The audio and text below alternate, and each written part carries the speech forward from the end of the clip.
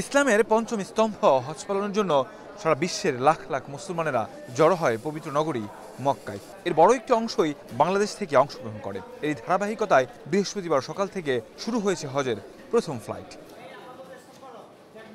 এর আনুষ্ঠানিক উদ্বোধন করেন ধর্মমন্ত্রী ফরিদুল হক খান। এ সময় হজ ব্যবস্থাপনায় বর্তমান সরকারের আমলে স্বস্তিদায়ক হয়েছে বলে জানান তিনি। 18 সন পর্যন্ত আমরা বিমান ভাড়া করে কিন্তু এই দেশ চলছে, হজ যাত্রীদের নিয়ে যাওয়া হয়েছে। 19 সাল থেকে ইনশাল্লাহ বিমান আমাদের ভাড়া করতে হয় না।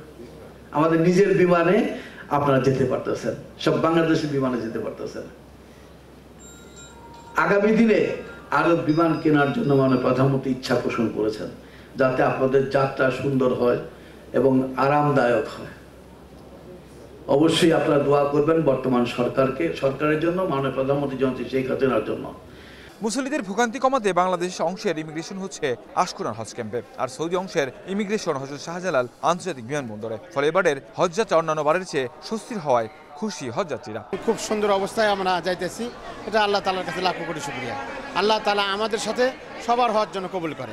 যেরকম আমি শুনেছিলাম যে অনেক রকম জটিলতা থাকে, এবার আমি ইনশাআল্লাহ খুব ভালোভাবে আসছি, রাস্তায় জ্যামও নাই এবং ফার্স্ট ফ্লাইট।